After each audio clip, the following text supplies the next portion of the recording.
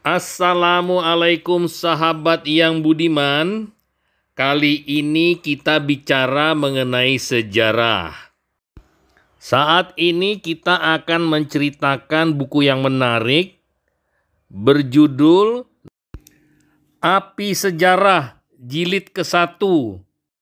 Mahakarya Perjuangan Ulama dan Santri dalam menegakkan Negara Kesatuan Republik Indonesia.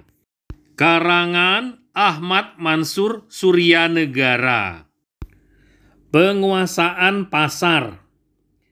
Apalagi dengan adanya upaya Barat dalam mempertahankan penjajahannya dengan mematahkan potensi pasar yang dikuasai umat Islam.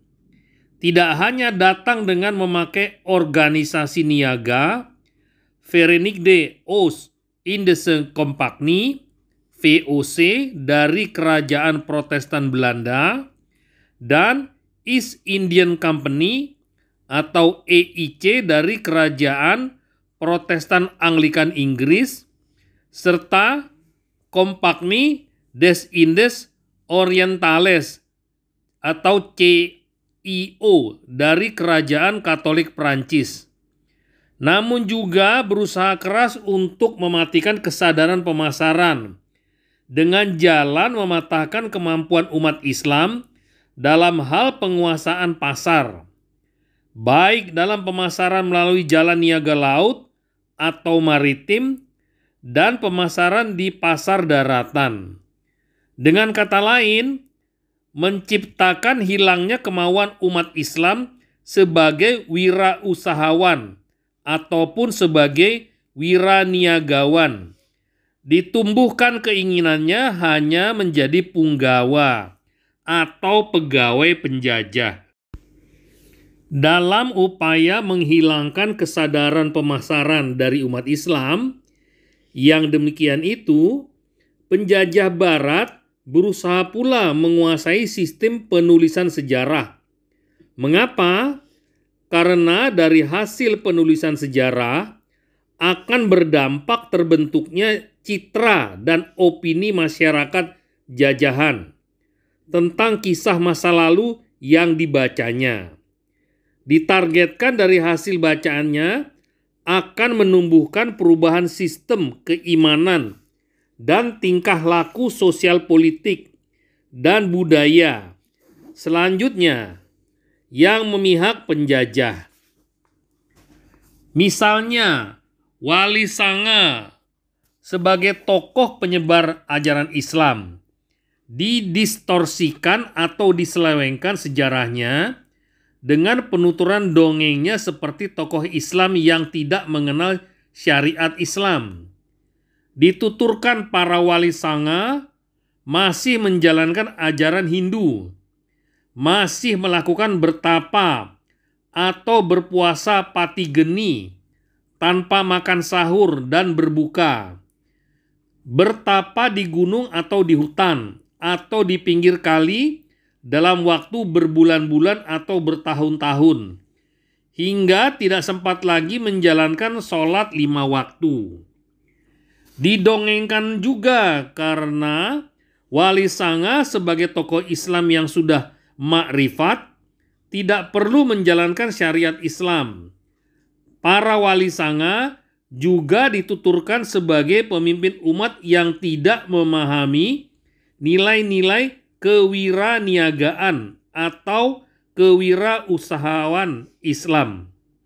Wali Sanga sebagai ulama yang tingkah laku ibadahnya sama seperti Brahmana Hindu dan biksu Buddha, tidak mengenal masalah niaga dan tidak mau menyeberang lautan. Dengan kata lain, Wali Sanga didongengkan atas nama Islam, tetapi isi ajarannya tetap Hindu atau Buddha. Padahal antara dongeng dan realita keaslian ajaran sejarahnya Wali Sanga tidak demikian. Mereka tetap sholat dan membangun masjid, serta melakukan perniagaan sebagaimana yang dicontohkan oleh Rasulullah Shallallahu Alaihi Wasallam. Bahkan Sunan Gunung Jati atau Syarif Hidayatullah memimpin perlawanan bersenjata terhadap imperialis kerajaan Katolik Portugis guna merebut kembali pelabuhan niaga Jayakarta atau Jakarta pada tanggal 22 Juni tahun 1527 atau tanggal 22 Ramadan tahun 933 Hijriah. Dapatlah diperkirakan dampaknya terhadap masyarakat pembaca. Penulisan sejarah Wali Sanga yang demikian melahirkan aliran kejawen di Jawa Tengah dan Jawa Timur. Sedangkan di Jawa Barat, aliran Kesunden menolak ajaran syariah Islam yang bersumber Al-Quran dan As-Sunnah. Lebih mengutamakan ajaran leluhur atau nenek moyang tanda kutip. Kemudian tingkah laku berikutnya meninggalkan ajaran Islam dan aktivitas pasarnya. Dampak yang demikian menurut Lucian W. Pye dalam Southeast Asia's Political System memang menjadi target dari strategi penjajah kolonial Belanda.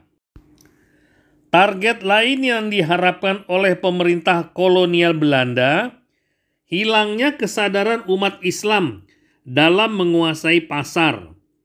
Dengan demikian, pemerintah kolonial Belanda melalui penulisan sejarah dibantu oleh orang bayarannya menuliskan sejarah Indonesia yang telah didistorsikan. Banyak ulama yang tidak menyadari bahwa penulisan sejarah dijadikan alat oleh penjajah untuk mengubah wawasan generasi muda Islam Indonesia tentang masa lalu perjuangan bangsa dan negaranya. Bertolak dari pengalaman di Eropa, proses terjadinya perubahan pelaku pasar. Penganut Katolik tidak mau lagi menjadi wirausahawan. Hal ini terjadi akibat gereja melarang orangnya di pasar, karena Tuhan lebih menyukai orang-orangnya yang di gereja. Dampak ajaran yang demikian, pasar menjadi kosong dari orang Nasrani. Kemudian, pelaku pasarnya digantikan oleh orang Yahudi. Hal ini dapat dibaca dari keterangan Robert L. Heilbronner dalam The Making of Economic Society. Dikutipkan ajaran gereja yang berbunyi, Homo mercator fix aut numquam Deo placere potes. Wirausahawan sangat langka atau tidak pernah disukai oleh Tuhan. Dari ajaran yang demikian ini mengakibatkan pasar ditinggalkan. Dengan cara yang sama, disebarkan ajaran Islam tanda kutip dengan muatan isi yang sama melalui hadis yang dipalsukan bahwa Allah menyukai orang-orang di masjid daripada yang di pasar. Dampaknya, secara perlahan-lahan patahlah budaya niaga dan kesadaran upaya penguasaan pasar oleh kalangan pribumi. Terjadilah kekosongan pasar dan digantikan oleh kelompok Fremde Oosterlingen, bangsa timur asing, Cina, India, dan Arab. Diciptakan kebijakan yang bersifat diskriminasi rasial. Kalangan Fremde Oosterlingen tersebut di mata penjajah menjadi warga negara kelas 2. Dengan disertai pemberian kewenangan memegang monopoli. Sebaliknya, pribumi Islam menjadi warga negara kelas 3. Pasarnya disita, serta kekuasaan ekonominya dipatahkan. Pribumi Islam menjadi sangat terbelakang. Dalam penulisan sejarah yang didistorsikan pada masa penjajahan Belanda oleh para penulis, tidak tergambarkan adanya jalinan hubungan niaga antara Cina dengan Arab dan antara India dengan Arab. Padahal sudah pernah terjalin jalur hubungan niaga sejak 500 tahun sebelum Masehi melalui jalan darat yang dikenal dengan Jalan Sutra. Jalan perniagaan laut antara India, Cina, dan Nusantara Indonesia menurut Profesor Dr. D.H. Berger dan Profesor Dr. Mr. Prayudi dalam Sejarah Ekonomi Sosiologis Indonesia telah terjalin sejak abad pertama sebelum Masehi. Sampai di sini dulu sahabat. Kita akan lanjutkan video lainnya. Terima kasih.